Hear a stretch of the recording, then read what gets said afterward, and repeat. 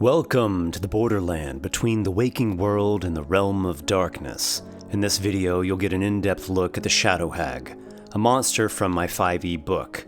Check out the link below or at the end of the video to find out more about the book. Dark Tragedy. The Svichka family once governed a rural town. They were quite successful until a sudden series of catastrophes struck. The new baby came stillborn. Their hounds ran away, one of the houses burned down, and their cow's milk came out spoiled.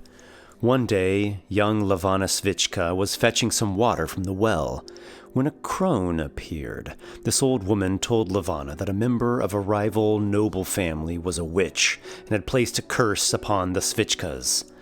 The crone said the only way to combat this was for Levana herself to become a witch, and learned how to counter the curse.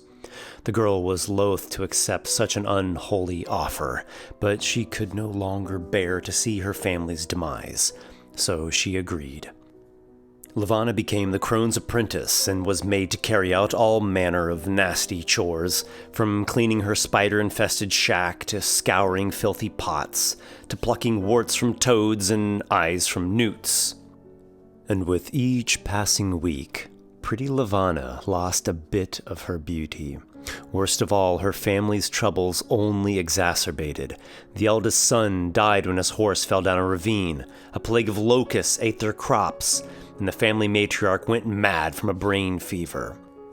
"When are you going to teach me how to counter the witch's curse?" cried Levana, her voice no longer sounding sweet as before. "Soon, my dear," replied the crone. "Now clean out this pot and boil up some worm broth." The puppeteer and the shadow patron. Years passed. The Svichka family dwindled away to its bitter end. Levana grew uglier and uglier, until she was even more wretched than the crone. One day, she saw a traveling puppeteer performing in the town square. His amazing talents captivated her, especially his shadow puppets. She longed to again be a maiden, to be able to allure the puppeteer. She spoke with him after his performance, using what minor magic she had learned from the crone to appear more comely and to charm him. To Levana's surprise, the puppeteer saw right through her tricks. "But I am not angry with you," said the puppeteer, "for I have seen in your eyes a great sadness. Why, you have the eyes of a young maiden, not this old wretch before me." "It is true, my heart has drowned in sorrow, and I am no crone, despite my horrid appearance." The puppeteer listened to Levana's tale. He shared with her his secret. He had made a pact with an archfey of the gloaming court. From this, he had gained eldritch powers, including the ability to animate shadows. He offered to put Levana in contact with his patron, if she would risk betraying her mistress. She agreed eagerly. The following dusk, she went to a woods where the puppeteer called his shadowy patron by way of warlock magic. The archfey's shade appeared. He examined Levana and thought over her tragic story. "Your mistress is a green hag," the patron spoke.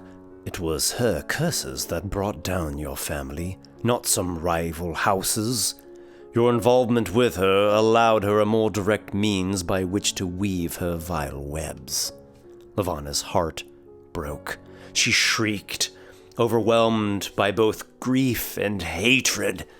The puppeteer and the archfey saw in this an opportunity to make an ally of Levana.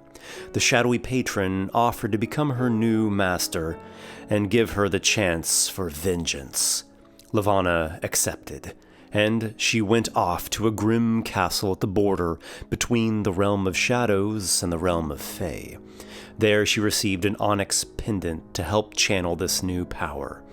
After learning the dark arts, she exacted terrible revenge against her former mistress. She animated the green hag's own shadow, which drained away the crone's strength, and Levana rent her with claws of cold darkness. And thus she became the first shadow hag. Levana later founded her own coven and taught other witches her shadow magic. She eventually went on to become a powerful matron and is said to dwell to this day in a layer within the realm of shadows. Looking now to the shadowhag's stat block, she is a medium fey creature with a neutral evil alignment. Her armor class, hit points, and speed are all average. Her ability scores are well-rounded overall, though with a focus on having a good charisma. She's proficient with wisdom saving throws, as well as the skills Arcana, Perception, Religion, and Stealth. She has resistance to necrotic damage and non-magical bludgeoning, piercing, and slashing. Dark vision of 120 feet, speaks a few different languages, and is rated at CR6. Her trait Gloom Sight allows her to see through magical darkness as though it were normal darkness. She also has innate spell casting, which features all of her main spells. She has a spell save DC of 14 and a +6 to hit with spell attacks. At will, she can cast Chill Touch that deals 2d8 necrotic damage, and Disguise Self. Twice per day each, she can cast Darkness, Dissonant Whispers, and Featherfall, and once per day each, she can cast Blindness/Deafness and Fear. She is sensitive to sunlight, which will partially blind her, giving her disadvantage on attack rolls and perception checks that rely on sight. She has 3 different actions, the first of which is her Claws attack. It's her standard melee attack that deals a fair amount of damage, slashing plus necrotic damage. Once per short rest, she can animate shadows, in which she targets up to 4 creatures within 60 feet. Those creatures have to make charisma saving throws, and on failures, she animates their shadows, just as the shadow creature. These obey her commands, and they'll last for up to an hour, or until reduced to 0 hit points. After they time out or are slain, they return to being normal shadows as they were before. Her final action is Whipping Shadows. She can teleport up to 60 feet to an area of dim light or darkness, and cast her Chill Touch cantrip. Onyx Pendant. Every shadowhag has an onyx pendant that contains part of her shadow power. If she loses it, she cannot use her Animate Shadows nor Whipping Shadows abilities. And creating a new pendant requires a 1-hour nighttime ritual and 500 GP worth of onyx and magical components. A final note with the stats is that if a shadowhag is part of a coven, she actually has a challenge rating of 8, as covens gain additional magic powers.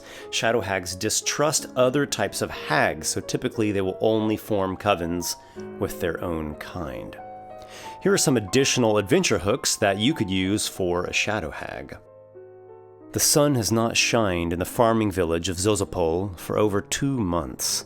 Dark clouds blot the sky, and daytime seems as though an extended dusk.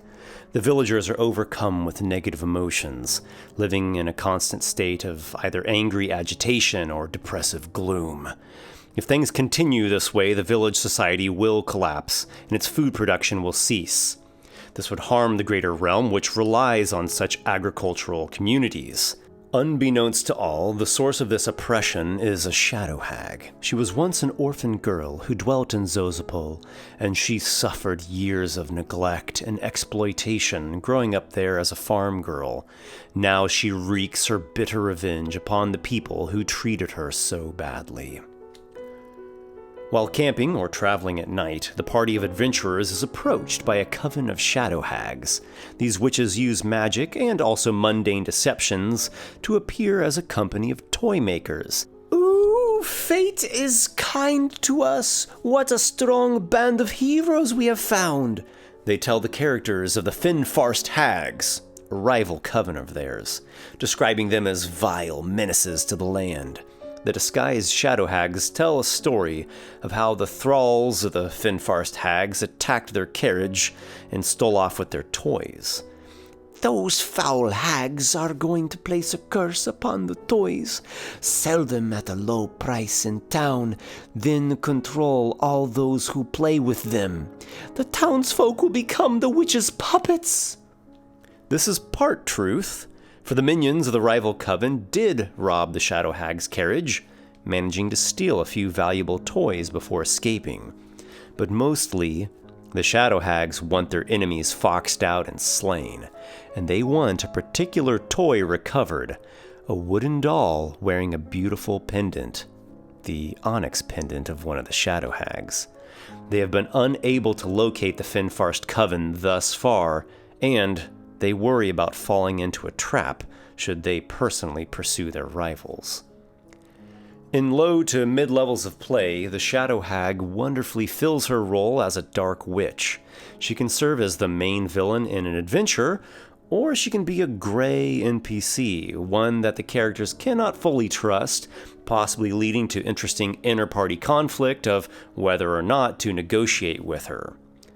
This monster and many others are featured in my book, Esper's Emporium of Esoterica, along with new options for classes, spells, magic items, magic shops, cursed items, traps, skill challenges, DM advice, and a lot more. Check out the link to get your copy or to download the free sample PDF, which includes the Shadow Hag. And as always, may your adventures be many.